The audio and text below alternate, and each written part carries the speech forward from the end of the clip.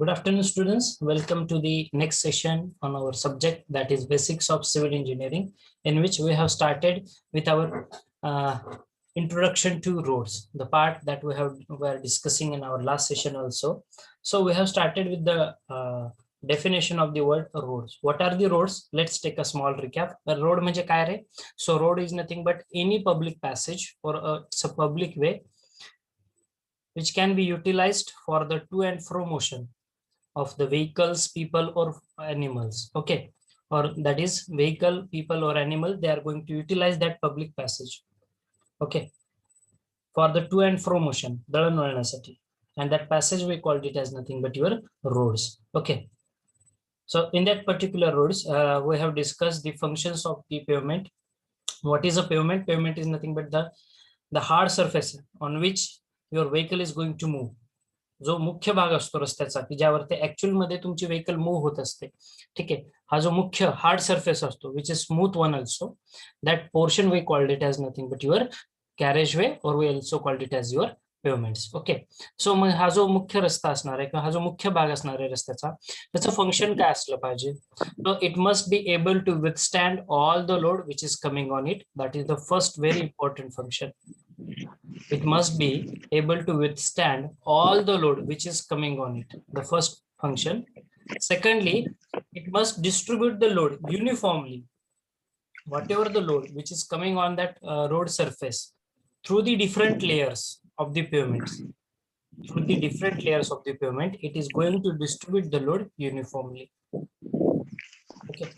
Then requirements we have discussed. As far as requirements are considered, our pavement surface should be hard one, it should be smooth one, it should be skid resistant.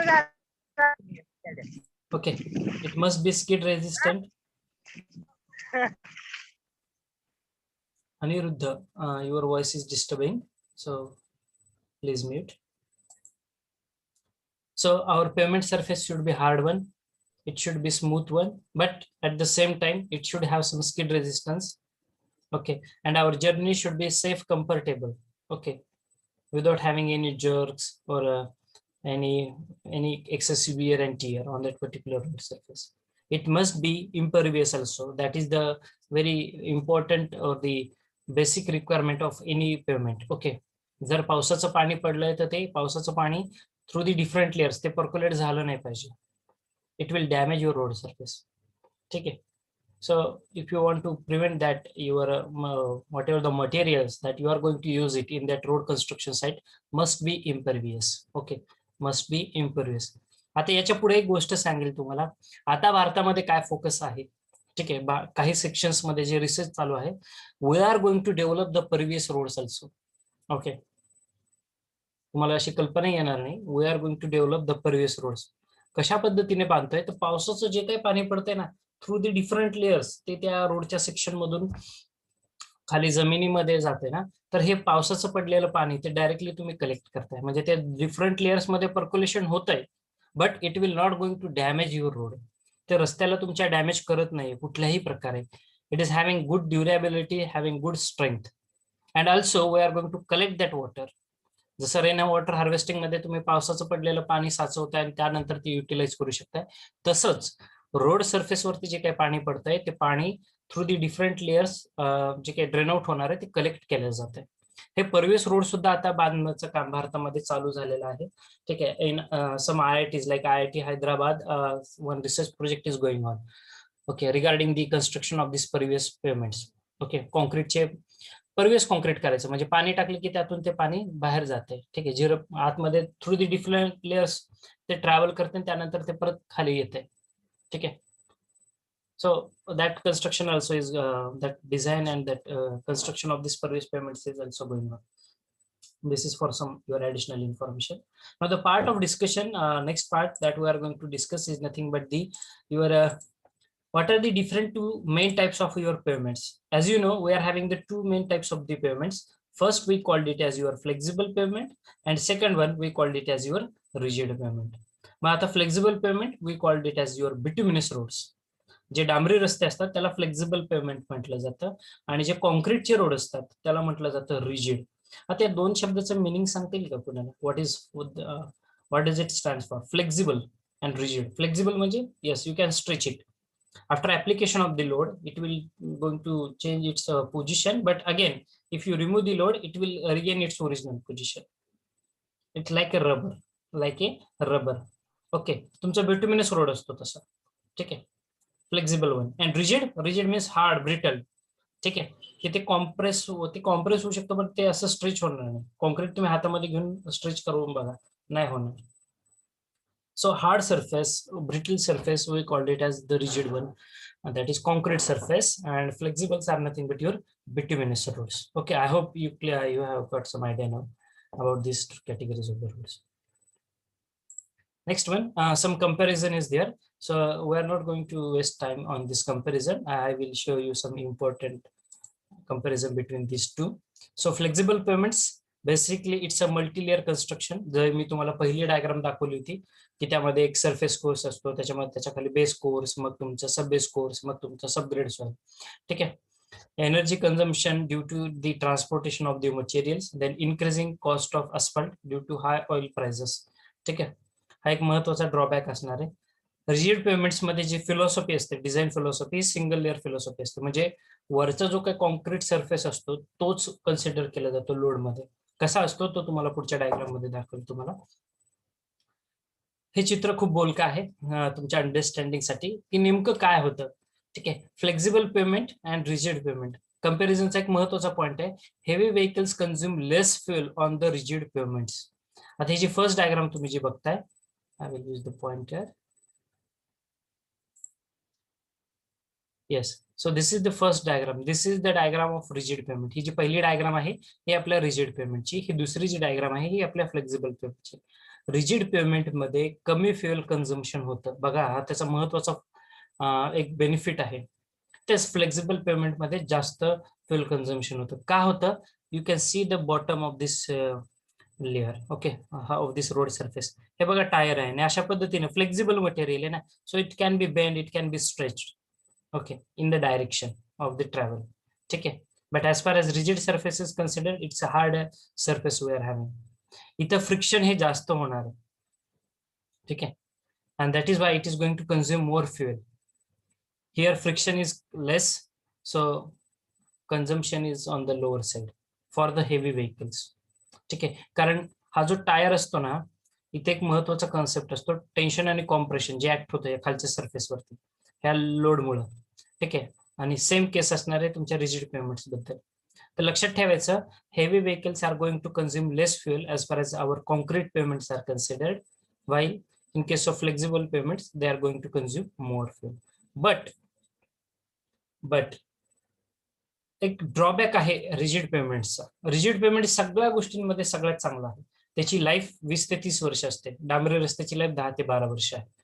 त्यानंतर flexible पेमेंटचा सगळ्यात महत्वाचा फरक अजून एक आहे. तुम्हाला डांबरी रस्ता कन्स्ट्रक्ट करायला तुम्हाला एक 40 लाखाच्या आसपास खर्च येतो एका किलोमीटरला. 1 किलोमीटरला 40 लाखाच्या आसपास. कॉन्क्रीटच्या रोडला तो खर्च तुम्हाला 60 लाखाच्या आसपास येतो. म्हणजे इनिशियल कॉस्ट ऑफ कन्स्ट्रक्शन जी आहे, डांबरी रस्त्याची इनिशियल कॉस्ट ऑफ कन्स्ट्रक्शन ही खूप कमी आहे कॉन्क्रीटच्या रोड सरफेस पेक्षा, कॉन्क्रीटच्या पेमेंटपेक्षा, कॉन्क्रीटच्या रस्त्यांपेक्षा. परंतु डांबरी रस्त्याची जी मेंटेनन्स कॉस्ट असते, म्हणजे 6 महिन्यांनी, 4 वर्षांनी, 2 वर्षांनी जर तुम्ही ते रस्ते बघताल, त्याचं डिटोरिएशन झालेलं असतं कम्प्लिटली. कुठेतरी खराब झालेले असतात, मध्येच कुठेतरी अँड्युलेशन झालंय, मध्येच क्रॅक गेलेले. तुम्ही रोड सरफेसला क्रॅक्स बघता डांबरी रस्त्यांवरती, असे क्रोकोडाईल सारखे क्रॅक दिसतात, अलिगेटर क्रॅक्स ज्याला म्हटलं जातं, त्याचं रेटिंग झालेलं असतं. ठीक आहे, मध्येच असं एक असा उतार लागतो वळणाचा. ठीक आहे, ऍक्च्युली तो रोड कुठे रोडवरती उतार प्रोव्हाइड केला नसतो, तो रोड सरफेस, त्याला रेटिंग असं म्हटलं जातं. मध्येच खोल रस्ता आपल्याला वाटतो. ठीक आहे, कुठल्या तरी एका पॉइंटला तो खोल झालाय, मध्येच कुठेतरी उंच झालाय, तो खराब झालाय, तुकडे पडलेत, खड्डा आहे. हे सगळे ते फेल्युअरचे पॅटर्न्स आहेत. मग हे जे काही फेल्युअर होतं हे फ्लेक्झिबल पेमेंट म्हणजे डांबरी रस्त्यामध्ये जास्त प्रमाणात होतं, कॉन्क्रीटच्या रोडमध्ये मात्र ते खूप कमी असतं. म्हणून डांबरी रस्त्याची मेंटेनन्स कॉस्ट जी आहे ती खूप जास्त आहे. त्याला सारखं मेंटेनन्स तुम्हाला करावंच लागतं, वर्षांनी, 2 वर्षांनी, 4 वर्षांनी. तेच रिजिड पेमेंटची जी मेंटेनन्स कॉस्ट आहे खूप कमी आहे. एकदा तुम्ही कॉन्क्रीटचा रस्ता बांधला, तो 3-3, 4-4 वर्ष त्याला काहीच होत नाही, कारण तो कॉन्क्रीट हार्ड सरफेस आहे, तो हार्ड सरफेस आहे. ठीक आहे. त्यामुळे त्याची मेंटेनन्स कॉस्ट ही खूप कमी आहे, जर तुम्ही त्याचा फरक जर कम्पेअर करायला जाताल. त्यामुळं आता जे काही भारतामध्ये कन्स्ट्रक्शन चालतात, हे त्याला पहिलं प्राधान्य हे कॉन्क्रीटच्या रस्त्यांना दिलं जातं. पैसा जरी जास्त लागत असला तरी सुद्धा, कारण त्याची लाईफ किंवा त्याची जी ड्युरेबिलिटी आहे ती सगळ्यात जास्त आहे कॉन्क्रीट डांबरी रस्त्यांपेक्षा. ठीक आहे. त्यामुळं आपण कॉन्क्रीटचे रस्ते बांधायला प्राधान्य देतो. तुम्ही म्हणताल सर यापूर्वी सगळे तुम्ही डांबरीच रस्ते बघितलेले, जवळपास 80% भारतामध्ये डांबरीच रस्ते होते. परंतु 2000 पासून, ठीक आहे, 1995 ते 2000 पासून डांबरी रस्त्याचं, कॉन्क्रीटच्या रस्त्यांचं कन्स्ट्रक्शन खूप मोठ्या प्रमाणामध्ये वाढलेलं आहे. आणि आता सर्वत्र पहिला प्रेफरन्स हा तुमच्या कॉन्क्रीटच्याच रोडला दिला जातो. इव्हन तुम्ही तुमच्या गावातला रस्ता बघा, जो प्रधानमंत्री ग्राम सडक योजनेअंतर्गत मंजूर झालेला असतो, पीएमजीएसवाय स्कीम मधले, कॉन्क्रीटचे रस्ते तुम्हाला बघायला भेटतील सर्वत्र. डांबरी रस्ते नाही बांधत कोणी गावात. ठीक आहे, विलेज रोड्स. ठीक आहे. कॉस्ट ऑफ कन्स्ट्रक्शन जरी हाय असली तरी मेंटेनन्स कॉस्ट मात्र खूप कमी आहे. आणि ड्युरेबिलिटी एकदम आणलं टेन्शन नाही. ठीक आहे, कारण सरफेस हार्ड राहतो. फक्त एक ड्रॉबॅक जो आहे त्याच्यावरती अजूनही रिसर्च खूप चालू आहे. हा ड्रॉबॅक काय आहे तो मी जरूर सांगतो तुम्हाला कॉन्क्रीटच्या रोडचा. ठीक आहे. हा जो तुम्ही टायर सरफेस बघताय, ठीक आहे, दोन्ही रस्त्यांमध्ये जर बघताय इथं फ्लेक्झिबिलिटी आहे थोडीशी. ठीक आहे, कारण बिटुमिनस सरफेस आहे तुमचा, एक रबर लाईक मटेरियल आहे तुमच्याकडे. ठीक आहे, तेच इथं हार्ड सरफेस आहे. मग हार्ड सरफेस असल्यामुळं, आणि आपल्याकडे पूर्वी जी टायर बनवले जायचे, ठीक आहे, आता हे ज्या टायर मॅन्युफॅक्चरिंग कंपनीज तुम्ही ऐकले असतील, जे के टायर्स किंवा मिचलिन किंवा तुमचं MRF टायर्स, तुम्ही हे ज्या कंपन्याज ऐकलेल्या आहेत, हे टायर्स आणि आपलं रोड कन्स्ट्रक्शन डिपार्टमेंट जे आहे आपलं IRCSL किंवा ज्या गव्हर्नमेंट ऑथॉरिटीज आहेत NHI वगैरे, त्याच्यावरती खूप सारं रिसर्च चालू आहे. काय रिसर्च आहे तर कॉन्क्रीटच्या रोडवरती टायर लवकर खराब होतात. ठीक आहे, हा एक त्याचा ड्रॉबॅक आहे. टायर म्हणजे डांबरी रस्त्यांच्या प्रमाणामध्ये, डांबरी रस्त्याच्या प्रमाणामध्ये कॉन्क्रीटच्या रस्त्यांवरती टायर थोडेसे लवकर खराब व्हायला सुरुवात होते. मी असं म्हणणार नाही की खूप लवकर होतात, पण एक सुरुवात जर डांबरी रस्त्यामध्ये जर एक वर्षांनी किंवा एक 6 महिन्यांनी सारखं तुम्ही गाडी चालवल्यामुळे जर टायरची कुठेतरी झीज होते चालू, तर तीच कॉन्क्रीटच्या रस्त्यामध्ये 20 दिवसांनी, 25 दिवसांनी, 1 महिना न जाता, 30 दिवस न जाता 20 दिवसांनी, 25 दिवसांनी असं चालू होते. ठीक आहे, म्हणजे कॉन्क्रीटच्या रोडवरती तर ते टायर लवकर खराब होत आहेत, सुरुवात होऊ शकते टायरची. मग याच्यावरती सध्या खूप सारं संशोधन चालू आहे आणि काही प्रमाणामध्ये आपल्याला याच्यामध्ये यश सुद्धा मिळाले. आता जे काही टायर्स बनवले जातात, हे मिचेलिन किंवा MRF किंवा इतर जे काही कंपनीज आहेत, कॉन्क्रीटच्या रोडवरती खूप चांगले ते मूव्ह आउट होतात. त्याची वर्किंग जे आहे, वर्कॅबिलिटी जी आहे त्या टायर्सची, त्याचा जो परफॉर्मन्स आहे खूप चांगला आहे. ठीक आहे, आता ते त्यांनी खूप त्याच्यामध्ये इम्प्रुव्हमेंट केलेले, म्हणजे टायर बनवताना तसं त्याच्यामध्ये जो फ्रिक्शन होतो, कारण सगळ्यात महत्वाचा घटक असतो तुमच्या रोडमध्ये टायर आणि तुमचा रोड सरफेस याच्यामध्ये ऑकर होणारं फ्रिक्शन, यावरती खूप साऱ्या गोष्टी डिपेंड आहेत, की कॉन्टॅक्ट एरिया किती आहे, त्या कॉन्टॅक्ट एरियावरती कॉन्टॅक्ट प्रेशर असतं. कॉन्टॅक्ट प्रेशर मग ते टेन्शन मध्ये का कॉम्प्रेशन मध्ये, मग तो लोड किती घेतोय, म्हणजे त्या रोड सरफेसवरचे जे डिझाईन पॅरामीटर्स जे असतात ना रोड बांधण्यासाठी, यासाठी हा टायर किंवा तो जो लोड ऍक्ट होतोय, त्याचे फ्रिक्शन ऑकर होत आहे, हा एक महत्वाचा घटक असतो की जो आपल्याला कन्सिडर करावा लागतो. ठीक आहे. सो ह्या ऍडिशनल नॉलेज तुमच्यासाठी राहू द्या. कॉन्क्रीटचे सरफेस सगळ्यात बेस्ट, कॉन्क्रीटचे रोड्स लवकर खराब होत नाहीत ते. डांबरी रस्ते त्या मानाने, म्हणजे कॉन्क्रीटच्या रस्त्यांच्या मानाने खूप लवकर खराब होतात. ठीक आहे, तुम्ही कितीही सुपिरियर रस्ता बांधा, रिजिड पेमेंट हे 20 ते 30 वर्ष त्याची लाईफ असते, तुमच्या कॉन्क्रीटच्या रोड सरफेसची लाईफ 10 ते 12 वर्ष असते. ठीक आहे, त्यामुळे आपण कॉन्क्रीटच्या रोडला जास्त प्राधान्य देतो. काही जर कोणाला शंका असेल तर तुम्ही अनम्यूट करून विचारू शकता.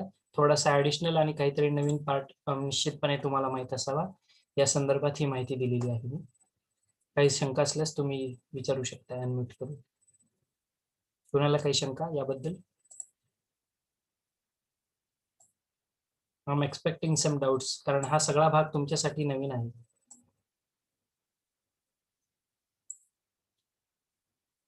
Any doubt? सर सर जर कॉन्क्रीटचे रोड एवढं बेनिफिशियल असतील तर मग असं सोलापूर पुणे हायवे ते अजून तरी म्हणजे असं डांबरीनेच बनवतात की? नाही, पुणे सोलापूर हायवे हा प्रिव्हियसली कन्स्ट्रक्टेड आहे, हा काय आत्ताचा प्रोजेक्ट नाही. तुम्हाला आता असं कदाचित जर असं वाटत असेल की बाबा सर आता याचं बांधकाम चालू आहे, ठीक आहे, नाही. As per my knowledge it is 10 years older road, ठीक आहे, 10 वर्ष जुना प्रोजेक्ट आहे हा पुणे सोलापूर, आणि हा नॅशनल हायवे आहे, ठीक आहे. आणि अजून एक महत्वाची गोष्ट आहे, रोड कन्स्ट्रक्शन तुम्ही डांबरी रस्ता बांधा किंवा कॉन्क्रीटचा रस्ता बांधा, तुम्ही किती क्वालिटी मटेरियल यूज करताय आणि कन्स्ट्रक्शन स्टाईल काय आहे. मी असं म्हणणार नाही की कॉन्क्रीट डांबरी रस्ता लगेच 6 महिन्यांनी, सगळेच 6 महिन्यांनी रस्ते खराब होतात, नाही. डांबरी रस्त्यामध्ये सुद्धा तेवढ्या चांगल्या क्वालिटीचे रस्ते आहेत, हे जे तुमचे नॅशनल हायवेज असतात, कारण नॅशनल हायवेज हे सेंट्रल गव्हर्नमेंट NHAI कडून बांधण्यात येतात, ठीक आहे. तिथं गुणवत्ता, असं म्हणणार नाही की स्टेट गव्हर्नमेंटचे रस्ते खराब आहेत, स्टेट गव्हर्नमेंटचे सुद्धा त्याच गुणवत्तेचे रस्ते आहेत, ठीक आहे, त्याचा सुद्धा दर्जा तितकाच चांगला आहे. तर रस्ता बांधताना मटेरियल तुम्ही काय यूज करताय, डिझाईन फिलॉसॉफी काय यूज करताय, तिथल्या साईट कंडिशन्स काय आहेत, त्या रोडवरती किती लोड ऍक्ट होतं हे एक महत्वाचं आहे. आणि याच्यामध्ये अजून एक टेक्निक आहे, ठीक आहे, ती टेक्निकही सांगतो मी. जर तुम्ही प्रिव्हियसली जर डांबरी रस्ता बांधला असेल आणि जर तुम्हाला वाटतंय की तिथं नाही, आता लोड जास्त होतोय, रोडवरती ट्रॅफिक जास्त होतंय, तर तिथे तुम्ही कॉन्क्रीटचा सुद्धा लेअर टाकू शकता. याला ओव्हरलेंग असं म्हटलं जातं. ओव्हरलेंग हे 4 प्रकारे असतं. म्हणजे डांबरी रस्त्यावरती डांबरी रस्त्याचाच वरती एक थर टाकायचा, डांबरी रस्त्यावरती कॉन्क्रीटचा थर टाकतो, जे तुम्ही बघितलं असतं, किंवा कॉन्क्रीटच्या सरफेसवरती डांबरी रस्त्याचा थर टाकतात. डांबरी मटेरियल, डांबर आणि खडीचं मिश्रण. तुमचे जे काही ब्रिज वगैरे जाता ना, तुम्ही ब्रिजवरून ट्रॅव्हल करता, तुमचा कॉन्क्रीटचा डेक असतो, जो स्लॅब असतो ब्रिजचा, तो कॉन्क्रीट सरफेस असतो, त्याच्यावरती डांबर टाकण्यात येतं, ठीक आहे. त्यामुळं जे काही यापूर्वीचे जे कन्स्ट्रक्टेड रोड्स आहेत भारतामधले किंवा इव्हन इन महाराष्ट्र, ठीक आहे, तर ते नॅशनल हायवे जरी ते बिट्युमिनस असतील, they are having the very good quality. Okay, riding quality खूप चांगली आहे. आजही तुम्ही, आता मी कंटिन्युअसली ट्रॅव्हल करतो सोलापूर टू पुणे, ठीक आहे, जी जर्नी आहे, but the road conditions are extremely good and they are maintaining that road regularly, time to time. थोडा जरी रस्ता खराब वाटलाय तरी तिथे रिपेअर अँड मेंटेनन्स रेग्युलरली चालू आहे, because they are going to collect money from us ना. टोल भरतोय आपण, खूप सारा पैसा देतोय गव्हर्नमेंटला, ठीक आहे. तर असं म्हणणार नाही की बाबा, कारण यापूर्वी भारतामध्ये 80% रस्ते हे डांबरीच होते, कॉन्क्रीटचे रस्ते आत्ता आलेले आहेत फॉर द लास्ट 20 years, मी असं म्हणत, ठीक आहे. आणि ते डिपेंड करतं. आता तुम्ही पुणे सोलापूर बोलताय, तुम्ही सोलापूर नागपूर बघा, ठीक आहे. सोलापूर नागपूर मी तिथपर्यंत सांगतो, कारण त्या रोडने मी ट्रॅव्हल केलं. इथून तिथून अगदी 600 किलोमीटरचा टोटल रस्ता हा कॉन्क्रीटचा पेमेंट आहे. आता सध्या जे काम चालू आहे सगळं कॉन्क्रीटचा रोड बांधतायत ते. तुम्ही Solapur region all over Maharashtra कुठेही जा, तुमचं कुर्डुवाडी, सोलापूर किंवा पंढरपूर टू कुर्डुवाडी, बार्शी, बीड पर्यंतचा रस्ता सगळीकडे कॉन्क्रीटचेच पेमेंट्स आहे. इव्हन पंढरपूर टू टेंभुर्णी हा सुद्धा कॉन्क्रीटचा रोड आहे. टेंभुर्णी ते करमाळा हा सेक्शन तुमचा डांबरी रस्ता आहे, कारण तिथं प्रिव्हियसली तिथे तो डांबरीच रस्ता बांधलेला, खूप जुना रस्ता आहे. भविष्यामध्ये डांबरी रस्ता काढून तिथं कॉन्क्रीटचा रस्ता सुद्धा टाकू शकतो आपण, there is no problem for that, ठीक आहे. तसं प्रोव्हिजन असेल आणि तितकं जर रस्त्याची कंडिशन जर खराब असेल तर तुम्ही तेही करू शकता. मी जर सांगितलं त्याला ओव्हरलिंग म्हटलं जातं. 4 प्रकारे रस्ते टाकतात. डांबरीवरती डांबरीचा लेअर टाका, आधीचा डांबरी रस्ता असेल, किंवा डांबरी रस्त्यावरती कॉन्क्रीटचा टाका, कॉन्क्रीटवरती कॉन्क्रीटचा टाका, किंवा कॉन्क्रीटवरती डांबरी टाका, अशा 4 पद्धतीने ओव्हरलिंग केलं जातं. अजून काही शंका कुणाला, काही doubt? Your a good name, ज्यांनी प्रश्न विचारला होता मला. गणेश लांबकाने. ओके गणेश, समजलंय आता? Yes sir. ओके, अजून काही शंका असल्यास विचारा. Nice, good. Such questions should be there from your side. फक्त मी जसं सांगितलं ना, कॉस्ट ऑफ कन्स्ट्रक्शन आहे ती मान्यच करावी लागेल. कॉन्क्रीटच्या रोडला थोडा खर्च जास्त येतो, 60 लाखाच्या आसपास येतो अंदाजे. हे लक्षात ठेवा किती खर्च येतो एका रोडला, ठीक आहे. कॉन्क्रीटच्या रस्त्याला 50 ते 60 लाखापर्यंत खर्च येतो, आणि डांबरी रस्त्याला 31 ते 40 लाखापर्यंत खर्च येतो एका किलोमीटरला अंदाजे, ठीक आहे. कॉन्क्रीटचा रस्ता तयार, हा बोला बोला, प्रश्न विचारा. कॉन्क्रीटचा रस्ता तयार करत असताना सर किती खोली किती करत असते सर? खोली जी असते, हा कुठलाही रोड असू द्या, कॉन्क्रीट असू द्या किंवा डांबरी रस्ता असू द्या, त्या रस्त्याची खोली जी असते ना, ती एका महत्वाच्या गोष्टीवरती अवलंबलेली असते. त्याला म्हटलं जातं CBR value of your soil, म्हणजे त्या सॉइलची बिअरिंग कॅपॅसिटी किती आहे.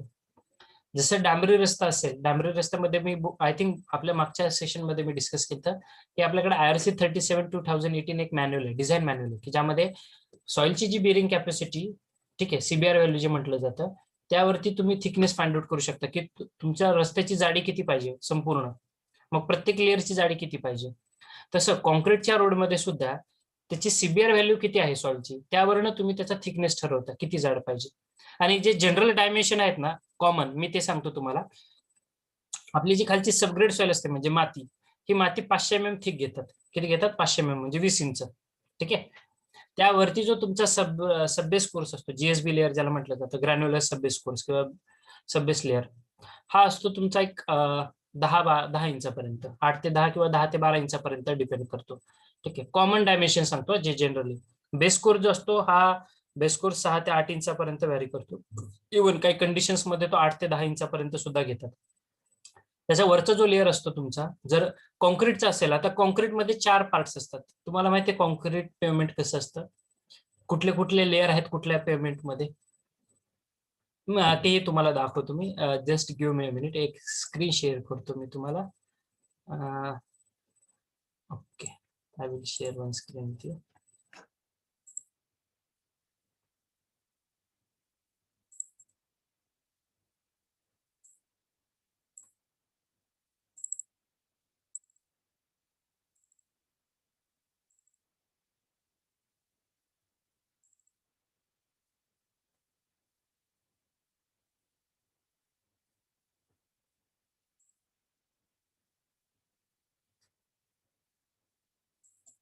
सर्वांना स्क्रीन दिसते माझी? Yes, sir. Conventional flexible pavement असं नाव दिले मी त्याला.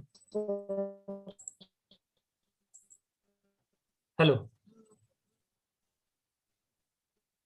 माय screen is visible to everyone? Yes, sir. Yes, sir. Okay. आता हे बघा, Yes, sir. तुमच्यासाठी थोडी ऍडिशनल माहिती सांगतो. डांबरी जो रस्ता असतो ना कन्व्हेन्शनल, आपला जो तुम्ही बघितला डांबरी, हे असे लेयर्स असतात. सबग्रेड सॉइल ही माती असते, ही असते जवळपास 20 इंच. त्याच्यावरती सबबेस कोर्स असतो म्हणजे मोठी खडी, ठीक आहे, 35 ते 50 mm वाली ती असता. हा जो लेअर असतो, ही जी उंची असते ही जवळपास 10 ते 12 इंच घेतात.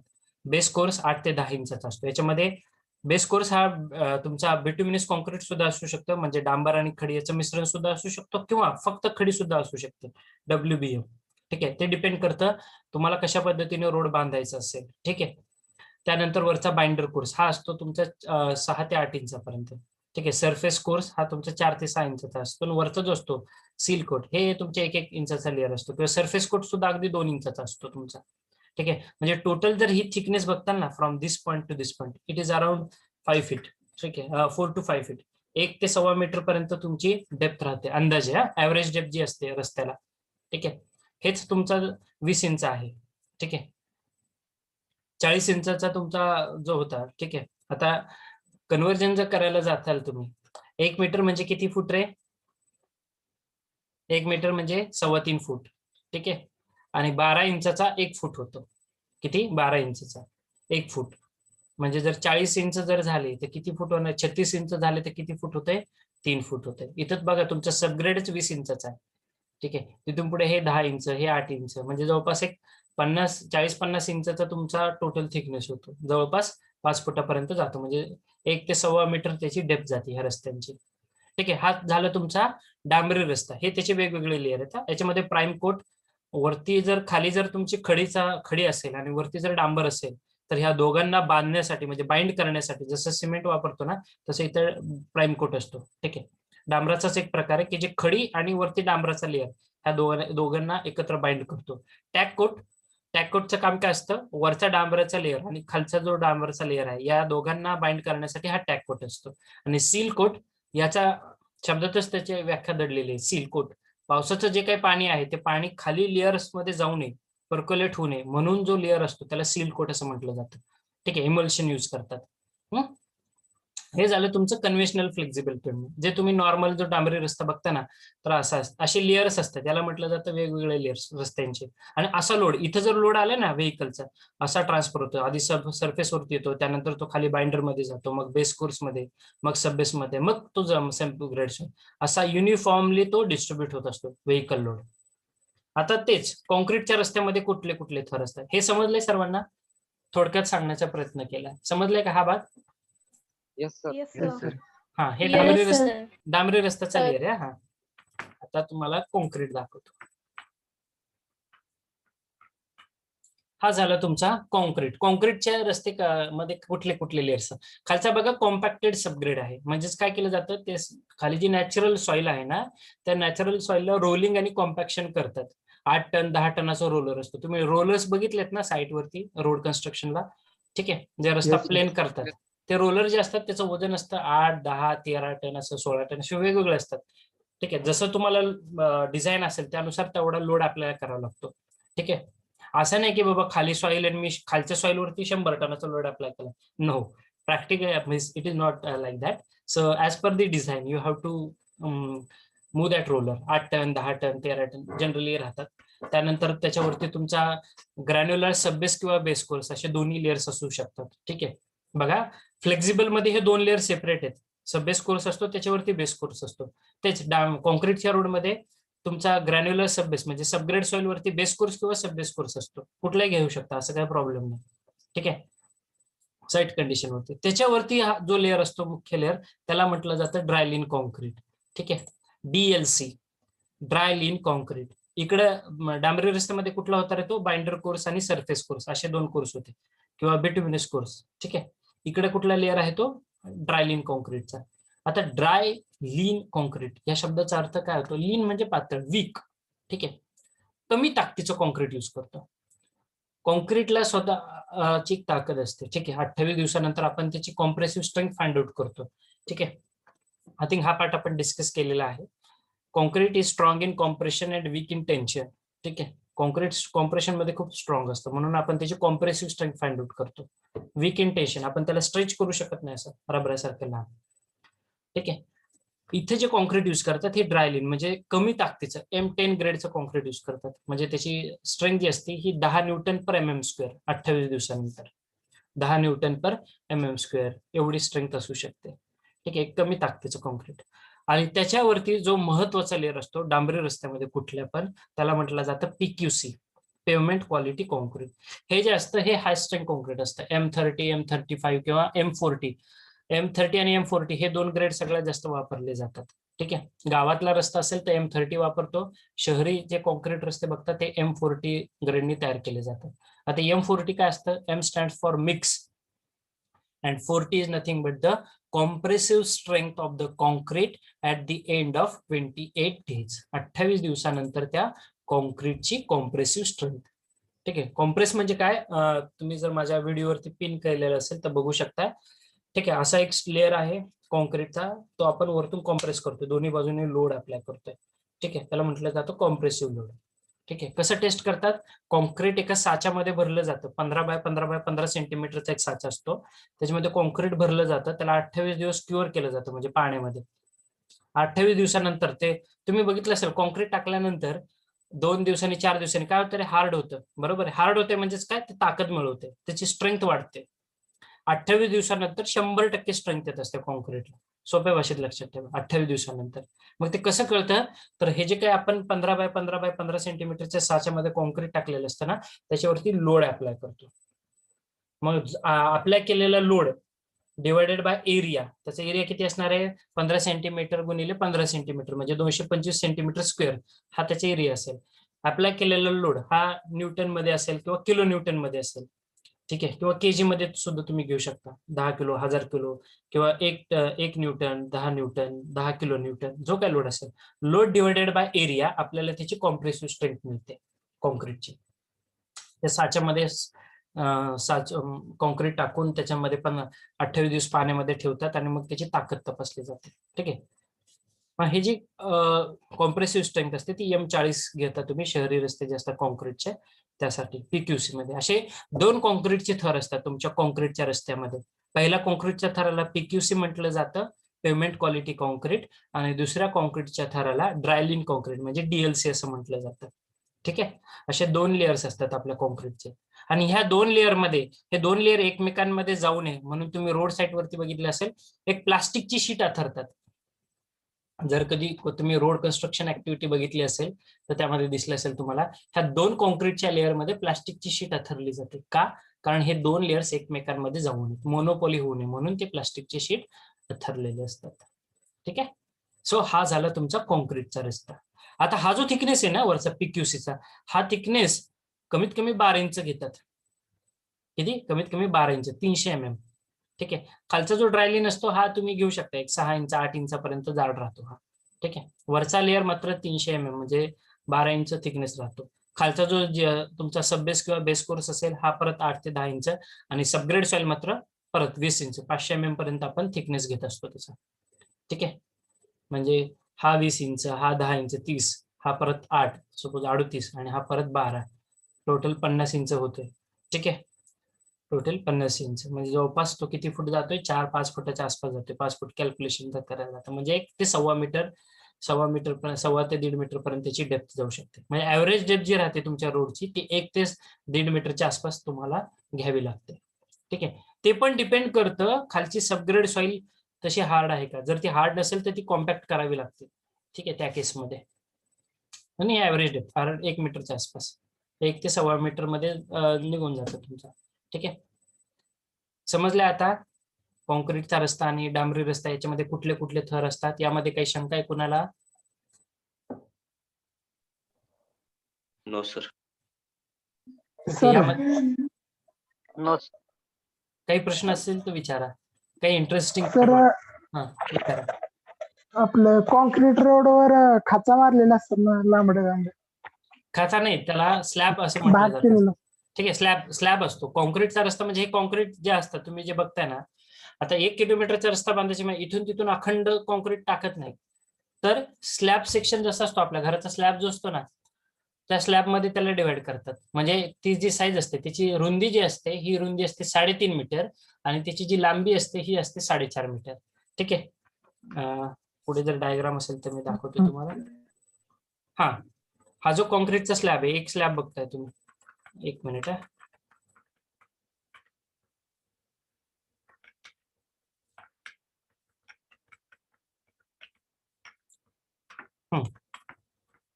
हा जो स्लॅब असतो ना, ठीक आहे. आता हे वेगवेगळे 4 प्रकार आहेत. कॉन्क्रीटच्या रस्त्यातले 4 प्रकार आहेत. आपण ते डिस्कस करणार. परंतु हा जो स्लॅब असतो एका कॉन्क्रीटचा, ठीक आहे, ह्या स्लॅबची ही जी रुंदी असते, ठीक आहे, ही रुंदी असते 3.5 मीटर आणि ही जी लांबी असते ही 4.5 मीटर असते. ठीक आहे. कधी पण लक्षात ठेवायचे. असं 3.5 बाय 4.5, 3.5 बाय 4.5 चे असे सेक्शन केलेले असतात रोड साईड मध्ये. तुम्हाला आपलं पहिलं पिक्चर दाखवतो मी, त्याच्यामध्ये अजून तुम्हाला लक्षात येईल क्लिअरली.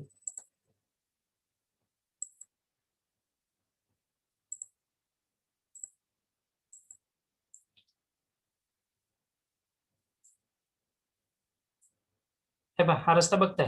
ठीक आहे. इथे पॉइंटर दाखवतो. तुम्ही म्हणता ना ते कट केलेलं असतं, इथं असं कट केलेलं असतं. हा पहिला, हे दिसती लाईन. ठीक आहे. माझं पॉइंटर स्क्रोल होतंय बघा व्यवस्थित. हा झाला पहिला, ही झाली त्याची लांबी. ठीक आहे. हा परत त्याची एवढी, ही जी असते ही 3.5 मीटर रुंदी घेतली जाते आणि ही जी लांबी घेतली जाते, ठीक आहे, या पॉइंट पासून या पॉइंट पर्यंत हे 4.5 मीटर. असे वेगवेगळे स्लॅब्स असतात. ठीक आहे. अशामध्ये ते कन्स्ट्रक्ट करतात. म्हणजे काय करतात, आधी अखंड टाकलं जातं, त्यानंतर किंवा आधी ह्या सेक्शन्स मध्ये जसं ते पेवर असेल त्यानुसार ते कन्स्ट्रक्ट करतात. ठीक आहे. आणि इथे जॉईंट दिलेला असतो. प्रत्येक तुम्ही कॉन्क्रीटचा रस्ता बघा असा जॉईंट असतो. ह्याला कॉन्ट्रॅक्शन, एक्सपान्शन असे वेगवेगळ्या प्रकारचे जॉईंट्स असतात रोडमध्ये. Construction joint, that is contraction joint, expansion. कारण काय होतं उन्हाळ्यामध्ये, ठीक आहे, आपल्याकडे टेम्परेचर सगळ्यात मोठा इफेक्ट करतं कॉन्क्रीटच्या रोडला. काय होतं, कॉन्क्रीट फ्रीजिंग आणि थॉइंग ही ऍक्शन होत असते उन्हाळ्यामध्ये. ठीक आहे. कॉन्क्रीटच्या फ्रीजिंग आणि थॉइंग ही ऍक्शन होत असते त्याच्यामध्ये. त्यामुळं इथे हे जॉईंट प्रोव्हाइड करतात, हे जॉईंट्स त्यासाठी. इन डिटेल वाटलंच तर मी तुम्हाला पुढच्या पार्टमध्ये सुद्धा सांगेल. फक्त सध्या एवढं लक्षात ठेवा, वातावरणाचा जो परिणाम असतो, ठीक आहे, तर परिणामामुळे त्या कॉन्क्रीटमध्ये फ्रीजिंग आणि थॉइंग अशा 2 ऍक्शन होतं. कधी कॉन्क्रीट श्रिंक होतं, कधी एक्सपांड होतं. तर त्याच्यासाठी त्याला स्पेस असली पाहिजे म्हणून तिथे ते जॉईंट्स प्रोव्हाइड केलेले असतात. Construction joint, expansion. Construction joint प्रत्येक टप्प्यावरती आयडेंटिफिकेशन राहतं. ठीक आहे. तो पहिला स्लॅब सेक्शन कंप्लीट झालाय, मग दुसरा करायचा, मग दुसरा कंप्लीट झालाय, तिसरा. त्यासाठी हे कट्स असे प्रोव्हाइड केलेले असतात आणि याच्यामध्ये बिट्युमिन सारखं स्लरी मटेरियल फिल करतात. ठीक आहे. बिट्युमिन सारखं तुम्ही बघितलं असेल, ते कट केल्यानंतर त्याच्यामध्ये मटेरियल सिलेंट म्हटलं जातं त्याला, ते टाकण्यात येतं त्याच्यामध्ये. ठीक आहे. अजून काही शंका कुणाला? I hope I have cleared your doubt. विचारू शकताय तरी. No sir. समाधान झालंय तुमचं? काही शंका असल्यास विचारा मुलांना. Something very interesting we are discussing and I'm happy you are showing your interest. You are having some doubts with you. ठीक आहे. असं खूप सारे डिटेल आहे ऍक्च्युली. हायवे हा एक खूप मोठा विषय आहे. ठीक आहे, आपण एवढा पार्ट डिटेल डिस्कस करणार नाही कारण आपल्याला काही थोडं वेळेचं बंधन असल्यामुळं तो पार्ट घेता येत नाही. तरी पण तुमच्या काही शंका असल्यास विचारा तुम्ही. अदरवाईज फक्त 2 मिनिटं राहिलेले आहेत हा सेशन संपवण्यासाठी. तर हा सेशन आपण इथेच थांबवणार आहात. या पुढचा जो पार्ट असेल आपल्या डिस्कशनचा तो आपण पुढच्या लेक्चरला डिस्कस करूया. तोपर्यंत काही शंका असल्यास तुम्ही विचारू शकता. Your all doubts are you can ask me. The forum is open for everyone. विचारा अजून काही शंका असल्यास.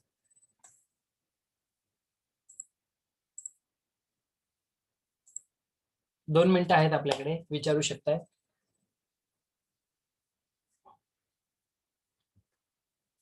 हे असतं लॉन्जिट्युडनल डायरेक्शन आणि हे असते ट्रान्सफर जॉईंट. हा असतो लॉन्जिट्युडनल जॉईंट. ठीक आहे, असे स्लॅब असतात 3.5 बाय 4.5 चे. ठीक आहे, इथे पण बार टाकलेले असतात, तुम्ही बघितलं असेल असे लोखंडी बार असतात. हे हा एक स्लॅब सेक्शन आणि हा एक स्लॅब सेक्शन एकमेकांना कनेक्ट करण्यासाठी.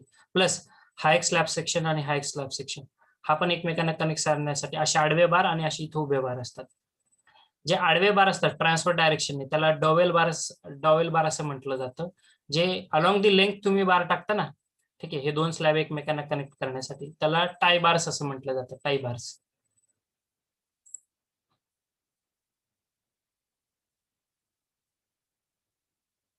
Any doubt? Anyone still? 1 minute is left to conclude our session.